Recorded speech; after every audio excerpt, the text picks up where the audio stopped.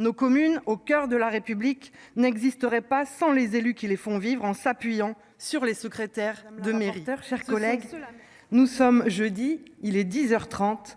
La secrétaire de mairie de cette petite commune du Pays de Caux est arrivée en mairie à 8h30. Elle y est en poste chaque fin de semaine. Le reste du temps, elle est dans une autre commune à une trentaine de kilomètres de là. Impossible en effet pour les petites communes de recruter des agents à plein temps. Pour ses collègues, c'est parfois entre 3 voire 4 communes qu'il faut se partager.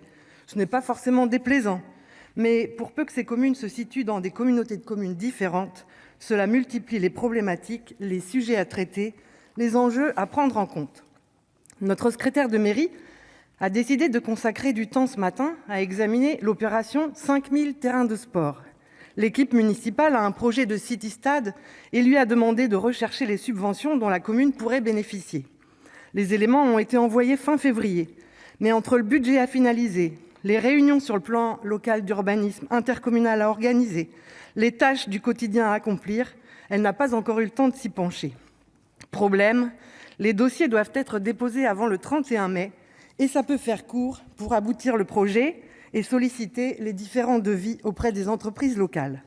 Il faudra qu'elle en parle au maire. Il est au travail et ne viendra en mairie qu'en fin d'après-midi. Elle restera jusqu'en début de soirée pour pouvoir travailler avec lui.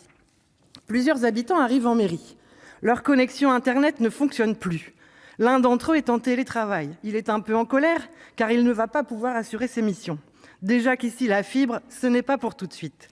Il a bien essayé de joindre l'opérateur, mais il est tombé sur un répondeur comme souvent maintenant.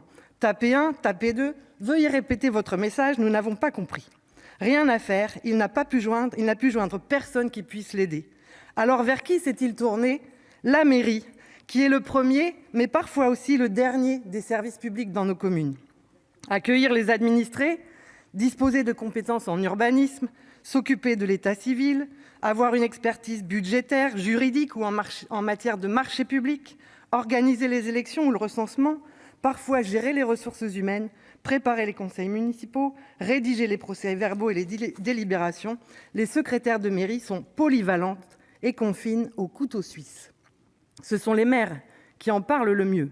Ils attendent de pouvoir travailler en symbiose avec la secrétaire de mairie. Et combien d'entre eux se sentent complètement démunis quand ces chevilles ouvrières communales viennent à manquer. Et ce, d'autant que la dématérialisation des procédures s'accroît, que les trésoreries se sont éloignées, distendant parfois les liens avec le percepteur, que les intercommunalités se sont agrandies, compliquant les difficultés pour les plus petites communes de se faire entendre, que l'État abandonne parfois ses propres missions, celle d'assurer l'égalité républicaine, l'égalité territoriale par exemple, mais se fait plus intrusif et plus procédurier à l'égard des communes. J'ai été interpellée par des élus de la Seine-Maritime parce qu'il manquait une cinquantaine de secrétaires de mairie dans mon département il y a un peu plus d'un an de cela. Il en manque désormais une centaine d'après l'association des maires et près de 2000 à l'échelle du pays. De nombreux secrétaires de mairie nous font aussi régulièrement part des soucis qu'elles rencontrent et surtout de leurs nombreuses propositions pour reconnaître et rendre attractive leur profession.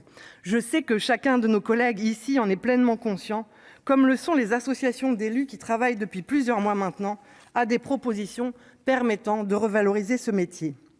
30% des secrétaires de mairie sont appelés à partir en retraite d'ici 2030. Il faut donc impérativement en recruter de nouvelles, de nouveau, faute de quoi le fonctionnement de nos communes, les services qu'elles rendent au quotidien, les projets, les réalisations attendues par les habitants en pâtiront. Se pencher sur le sort des secrétaires de mairie, c'est une question de justice à l'égard de celles, et je dis volontairement celles depuis le début de mon propos, car ce sont des femmes, pour 94% d'entre elles, qui exercent ce métier, mal connu, mal considéré, mal rémunéré. C'est aussi un enjeu en matière de services publics de proximité, de maillage territorial et même un peu de cohésion nationale. Nous constatons actuellement un nombre de démissions jamais égalé parmi les élus locaux. Je n'en tire pas de conclusion trop hâtive, mais sans doute que le sentiment d'abandon que vivent les élus de nos petites communes, comme le vivent d'ailleurs nombre de nos concitoyens, n'est pas étranger à ce phénomène.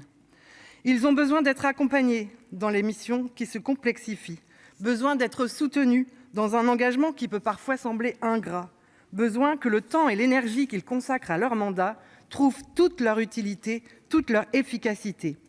Et de ce point de vue, les secrétaires de mairie, leurs compétences, leur rôle aux côtés des maires, de leurs adjoints, de l'ensemble des conseillers municipaux sont décisifs. C'est un peu de l'existence même de nos communes qui se joue. Nos communes, au cœur de la République, n'existeraient pas sans les élus qui les font vivre en s'appuyant sur les secrétaires de mairie. Ce sont ceux-là même vers lesquels se tourne même le plus jupitérien des présidents à chaque nouvelle crise. Je souhaite remercier mes collègues du groupe communiste, citoyen, républicain et écologiste d'avoir pris l'initiative de mettre cette proposition de loi dans l'une de ses niches.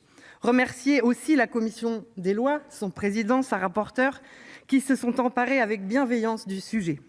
Sur le plan de la formation en premier lieu, avec la volonté de mettre en place une formation solide pour les secrétaires de mairie, avec l'instauration d'une formation obligatoire commune à l'ensemble d'entre elles dans l'année de leur prise de poste. C'est une demande de leur part quand elles ont trop souvent dû se former sur le tas ou bénéficier de l'apport de leurs prédécesseurs, ce qui est toujours appréciable mais pas forcément suffisant. C'est aussi un souhait des élus locaux, des maires en particulier, car leur confiance dans les secrétaires de mairie s'appuie avant tout sur les compétences de celles-ci. Sur le plan de la promotion interne ensuite, afin de leur offrir des perspectives de carrière qui font trop défaut aujourd'hui. L'établissement de listes d'aptitudes par l'autorité territoriale ou, le cas échéant, le président du centre de gestion devra ainsi mieux tenir compte de l'exercice des fonctions de secrétaire de mairie.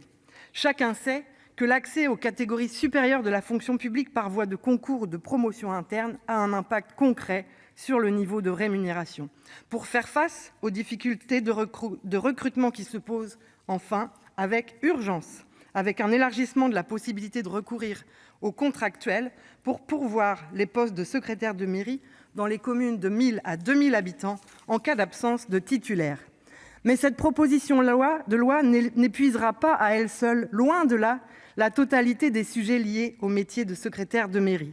Beaucoup sont d'ordre réglementaire et donc de votre responsabilité, monsieur le ministre, et je voudrais vous interpeller très solennellement. Nous voudrions ainsi que soit poursuivi le chantier de la formation initiale et continue et que des mesures soient déployées pour faire connaître, faire apprécier, rendre accessible et lisible ce bel et indispensable métier. Le statut des secrétaires de mairie a changé avec l'extinction du cadre d'emploi spécifique reconnu de catégorie A en 2001 et il n'y a plus aujourd'hui de cadre d'emploi particulier qui y soit rattaché. Des agents titulaires de la fonction publique territoriale des différentes catégories A, B et C peuvent exercer ce métier. Or, aujourd'hui, les secrétaires en poste appartiennent essentiellement à la catégorie C, avec des salaires nettement insuffisants face aux responsabilités qui leur incombent, la technicité dont elles doivent se doter, la polyvalence des tâches qui rythment leur quotidien.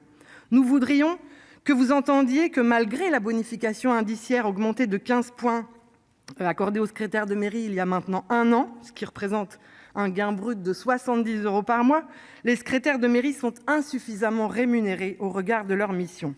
On ne créera pas le choc d'attractivité nécessaire en les maintenant à des salaires à peine plus élevés que le SMIC. Nous voudrions que vous perceviez que les communes font face, elles aussi, à une redoutable inflation, à la crise énergétique et que leurs finances sont compliquées.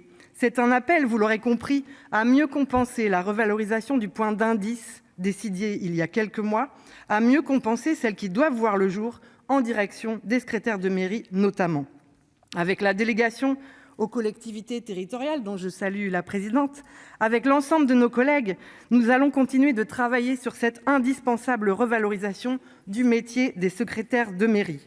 C'est nécessaire pour nos petites communes, mais nous espérons, monsieur le ministre, que vous mesurez l'urgence face à laquelle nous sommes et que vous prendrez les décisions qui s'imposent. En tout cas, comptez sur nous pour ne rien lâcher sur ce sujet-là aussi. Je vous remercie.